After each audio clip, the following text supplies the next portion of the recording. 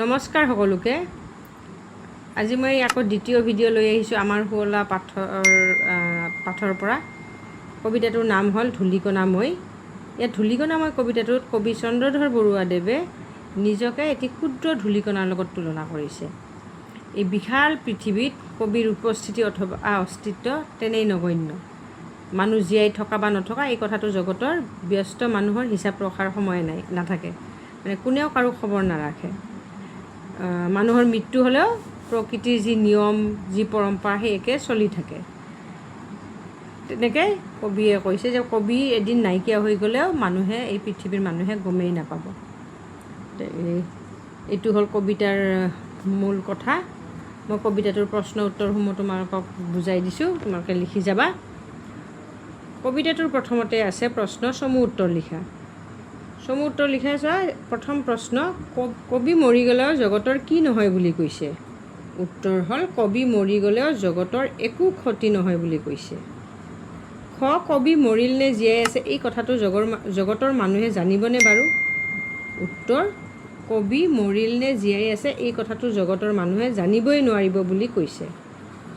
গ, কবি মৰি গ'লেও এই বিশ্ব সংসাৰৰ কোনো নিয়মেৰে কি নহয় বুলি কৈছে? উত্তৰ হ'ব, কবি মৰি গ'লেও এই বিশ্ব সংসাৰৰ কোনো নিয়মৰ অলপো পৰিৱৰ্তন নহ'ব বুলি কৈছে। ঘ, এই বিশাল বিশ্বই কি কাৰণে কবিৰ মৃত্যুৰ কথা গমকে নাপায়?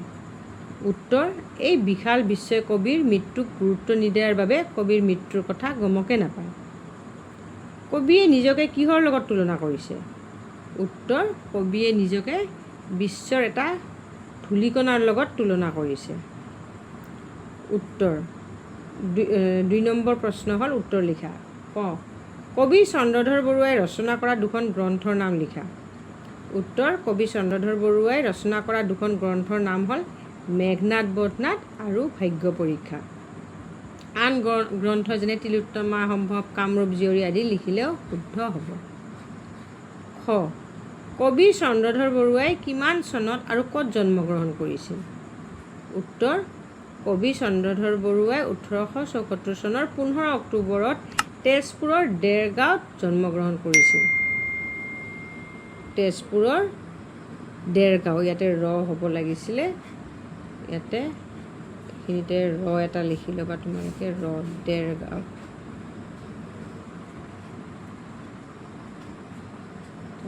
গ, কবি মৰি গ'লেও জগতৰ কি কি একেই থাকিব? কবি মৰি গ'লেও গছত ফুল ফুলিব, নিজৰ বাটে নক্ষত্ৰ ঘূৰিব, বতাহ বলিব আৰু জগত নিজৰ নিয়মমতে চলি থাকিব। খ, কবিৰ মৃত্যু হ'লেও কিহৰ বাবে জগতখন সদায় নিয়মমতে চলি থাকিব? প্ৰকৃতিৰ নিয়ম অপৰিৱৰ্তিত থকাৰ বাবে জগতখন সদায় নিয়মমতে চলি থাকিব। ঙ, কবিয়ে কি কাৰণে নিজকে বিশ্বৰ এটি ধূলিকণাৰ লগত তুলনা কৰিছে? উত্তৰ, বিশ্বৰ বিশালতাৰ তুলনাত মানুহৰ জীৱন অতি ক্ষুদ্ৰ আৰু তুচ্ছ। সেই উপলব্ধিৰ বাবেই কবিয়ে নিজকে বিশ্বৰ এটি ধূলিকণাৰ লগত তুলনা কৰিছে। ৩, কবিতাটো মুখস্থ কৰা। কবিতাটো তোমালোকে মুখস্থ কৰিবা। ৪ নম্বৰ হ'ল কবিতাটোৰ মূল কথাখিনি তোমাৰ নিজৰ কথাৰে লিখা। উত্তৰ, ধূলিকণা মই কবিতাটোৰ মূল কথা হৈছে যে মানুহৰ জীৱন বিশ্ব ব্ৰহ্মাণ্ডৰ তুলনাত অতি ক্ষুদ্ৰ। এজন মানুহ বা কবিৰ মৃত্যু হ'লেও প্ৰকৃতিৰ নিয়ম সলনি নহয়। ফুল ফুলিব, বতাহ বলিব, নক্ষত্ৰ ঘূৰি থাকিব আৰু জগত নিজৰ নিয়মমতে চলি থাকিব।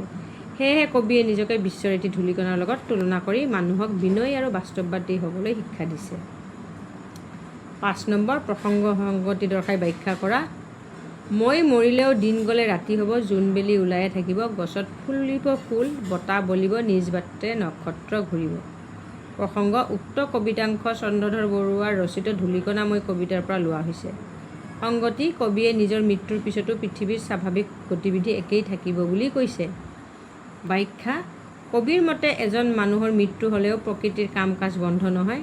দিন ৰাতি, সূৰ্য চন্দ্ৰ, ফুল বতাহ আৰু নক্ষত্ৰ আগৰ দৰেই চলি থাকিব। ইয়াৰ জৰিয়তে কবিয়ে মানুহৰ জীৱন বিশ্ব ব্ৰহ্মাণ্ডৰ তুলনাত অতি ক্ষুদ্ৰ বুলি বুজাইছে। খ, অনন্ত বিশ্বৰ অসংখ্য ধূলিৰ এটিমাত্ৰ ধূলিকণা মই। মোৰ অবিহনে এই বিশাল সৃষ্টিৰ কেনিও অকণি নাই।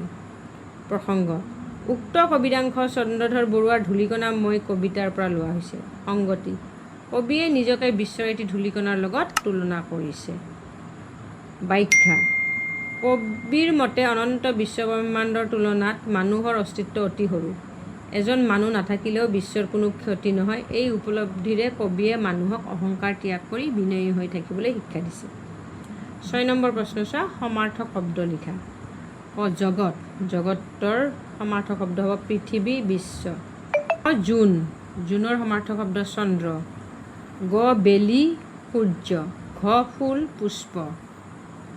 বতাহ, পৱন বা বায়ু। এতিয়া 7 নম্বৰ চোৱা, বিপৰীতাৰ্থক শব্দ লিখা, মানে অপজিট ৱৰ্ড।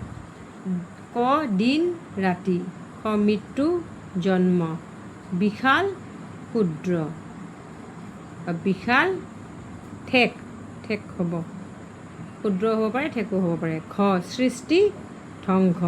নিয়ম, অনিয়ম। এইখিনি হ'ল আজিৰ প্ৰশ্ন উত্তৰ।